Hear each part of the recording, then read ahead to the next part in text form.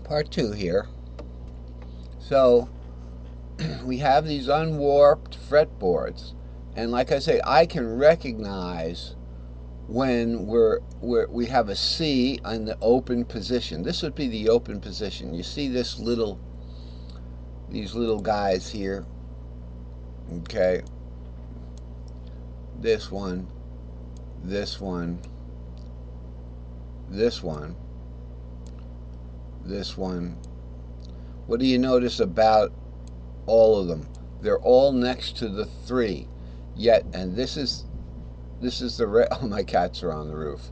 This is the regular guitar fretboard. Here's the hole, and here's the strings. Oh my God, I think my wife might be home, but it could be Tabby. Hopefully it's just Tabby. Tabby! She likes to come up right to the door. And then there's a big one, Fluffy. He likes to sit on the roof. Apparently the roof must be warm, not cold. These lines here, okay, represent pretty much duplicates of this guy right here, which is if the guitar started there, this would be an E, which is the 3rd of the key of C. A, B, C, C, D, E, okay? C, D, E is the 3rd. Root 2, 3, 4, 5, 6, 7, root. So these represent where the keyboard goes, actually almost in fourths, and it comes marching down. You know, it goes on, and then it comes back in from down here. So it goes off the fretboard there, and it just comes back in from down here and does a different thing. But it's all the same patterns up here. Okay, just getting there in this particular, that's neat. In this particular diagram, which is unwarped right here, okay, they're just that pattern is just moving up and over. Okay, that's all it's doing. There's no tuning warp, there's no tuning difference. It's perfect tuning.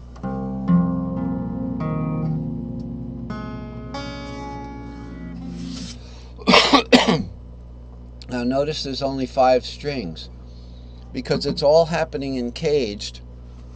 I'm like a caged expert now. And caged, okay, so this one would be A, G, this one would be the A and the G and the E and the D and the C.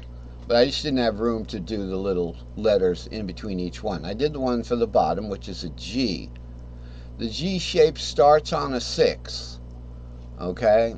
It starts on the 6th of the thing. And if you ever notice, if you know about guitar already, when you're doing an E minor, so say you're up here, let's go back to cursor mode, because I haven't been going back to cursor mode. If you're doing an E minor up here, okay, basically the E minor is the root, excuse me, it's the 7 and the 3 and the 5.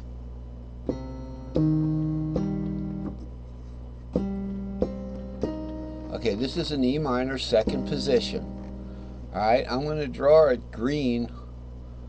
I'm going to draw it green because pretty much it's an E shape, it's an E thing. So here's E. That's not a highlighter. Oh, that is a highlighter. It's an okay, that color. Ooh, we don't want to, we have to okay the color. Alright, so that's some kind of aqua anyway. I don't know. So we got the 3, the 7, the 3, the 5, and I guess the root would be nice. I'm not sure. I don't think we want a C in E minor. Alright, so don't include the root right now. That would be the 7 would be included, but hey, wait a minute. You said this was like a guitar. I said this was like a guitar. But it's not, because there's a 7 sticking out there, and this line here only goes up 4 strings. That's right, because it's not a guitar yet. It's a virtual fretboard. We haven't warped it yet. We haven't taken the... First of all, we haven't duplicated the bottom string and put it up on the top string. Okay, we like to do that too. I like to duplicate that bottom string and put it up there on the top string. Let's see how fast we can do that. We'll put it up there somewhere. There it is, and then we'll just kind of drag it over there. Hey, look at that guy. That's a little too much dragging. I should have made a better box, right? Should have made a better box. Make a better box. You tell that to your friend in the ring. One rule about boxing: keep your guard up. Never throw a punch unless you're going to hit the person. Coaching a guy for a fight a little bit, you know, just if I can help. And this is what I'm doing for you people. Alright. So there it is. That is now a 6 string, is it not? So there's your... but it's just a duplicate of that string. It doesn't have to be there. Alright? Anyway, in the E minor, the 7 and the 3 and the 5, well, coming up here, the 7 is a B, the 7th of C is a B, the 3rd of C is an E, and the G is the 5 right there. Well, anyone who knows something about playing guitar knows that when you have an E minor and you want to play a pentatonic scale, even a diatonic would work. Okay, I can do it up here because I'm afraid of down here I'll make a mistake. For that E minor, I have a band-aid on my finger, I'm sorry.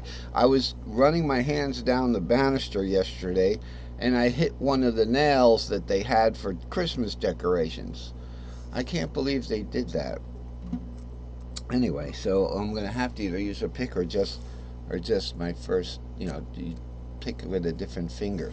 That's probably a good exercise. So here's the A minor. Well, let's not get into hammer-ons. I was watching a couple of videos last night because my wife said I shouldn't be watching myself. So I watched YouTube.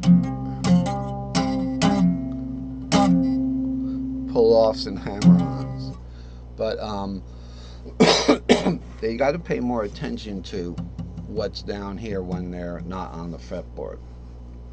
It sounds good. What we do is, they say substitute a G shape. So the G shape would start from the 3, okay, and up to the 5. Now, why do we have a G shape starting from the 6th and up to the root? That is a good question, okay? As the 6 is the A minor.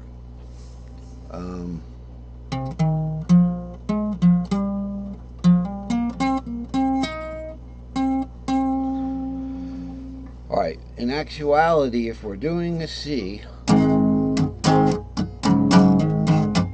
Okay, by the way, you shouldn't do a pull-off on a C, because you're putting it right into the key of F.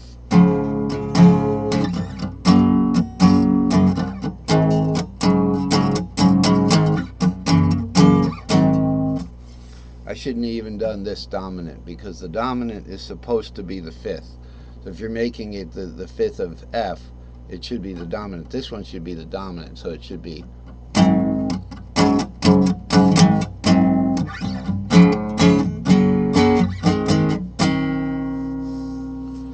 Good way to end a song. Commercial. Okay, so we're almost done. We got about 30 seconds. I'll find out why we're supposed to, why this isn't a 6 here, but, oh, okay, usually in the key of E minor, we'd be in the key of E. Alright, so, the 6th of E is, it has to do with being in the key of E instead of the key of C.